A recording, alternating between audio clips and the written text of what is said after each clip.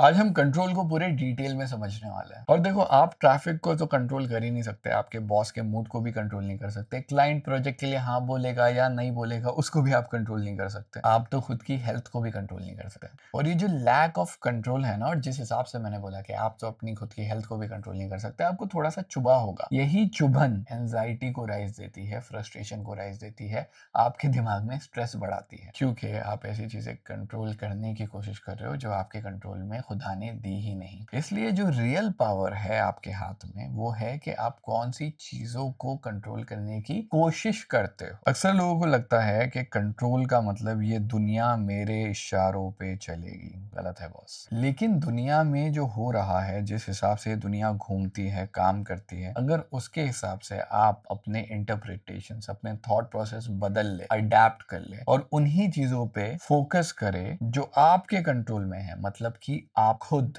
तो आपको एटलीस्ट इतना सुकून हो जाता है that I did what ever I could. इसके लिए समझने की जरूरत ये है कि ये दुनिया जब आपको पत्ते देंगी ना, तो इन पत्तों के साथ में आपको खेलना है। और इसमें से एक पत्ता है जो आपके लिए बहुत पावरफुल है, वो है आपका खुद का जजमेंट और इंटरप्रिटेशन। किसी भी चीज को लेकर आपका जजमेंट, आपका रिस्पॉन्स, आपका इंटरप्रिटेशन, आपका पावर। और बस ये चीज काफी है, आपको और कुछ करने की जरूरत नहीं है, क्योंकि आप और कुछ कर भी नहीं सकते। अब यहाँ तक पहुंचे कैसे साहब? पहला, आपके सामने जब कोई भी चीज आए तो इंस्टेड ऑफ उस पर डायरेक्टली कूद के एक्शन लेने के, ये सोचो कि इसका मतलब क्या है और मैं क्या यहाँ पे चूज कर सकता हूँ। अगर कोई आपको गाली दे तो आपके बस में ये नहीं है कि उसके वो वर्ड्स उसके मुंह में वापस डाल दिए जाए, लेकिन आप उस गाली को कैसे लेते हैं अपने ऊपर, ये आपके बस में है। और इस वजह से अब बहुत अमेजिंग चीज आती है, वो है चीजों को रिफ्रेम करना। आपने अगर ट्रक ड्राइवर्स को देखा है जो बेचारे 5-6 दिन तक रोड के ऊपर होते हैं, तो कई बार तो जब हम ट्रैफिक में अटके हुए होते हैं हम बड़े परेशान होते हैं, लेकिन कभी आप ट्रक ड्राइवर को देखना, वो इतना परेशान नहीं होता। और एक रिसर्च हुई थी जहां पे उन्होंने टैक्सी ड्राइवर से पूछा था कि what do you think about traffic. कुछ टैक्सी ड्राइवर्स ने ये बोला था कि मैं इसे एज अ मेडिटेटिव टाइम लेता हूँ, मैं अपने शीशे चढ़ाता हूँ, आराम से बैठता हूँ, क्योंकि इस वक्त के लिए, अगले 30 सेकंड के लिए या 2 मिनट के लिए मुझे गाड़ी चलाने की जरूरत नहीं है। मैं सुकून से बैठ सकता हूँ, अपने ख्यालों में, अपने ख्वाबों में जा सकता हूँ, और उसके बाद में जब सिग्नल ग्रीन होगा तो मैं वापस चला सकता हूँ। अब यही फर्क है उस बंदे में जो सिग्नल को देख के चिढ़ रहा है, हॉर्न मार रहा है, परेशान हो रहा है, और दूसरा इंसान जिसने इसको रिफ्रेम किया है और सुकून से बैठा है और अपनी जिंदगी जी रहा है। अगर आपका जॉब चला गया तो इसका मतलब है कि आप खुद का बिजनेस डाल सकते हो। ये इजाजत आपको जिंदगी ने दी है, अगर सिर्फ आप इसकी तरफ देखिए तो। अब आपके लिए क्वेश्चन है कि आज ऐसी कौन सी सुबह से ऐसी चीज हुई जिसमें आपने अपनी एनर्जी वेस्ट कर दी उसको कंट्रोल करने में,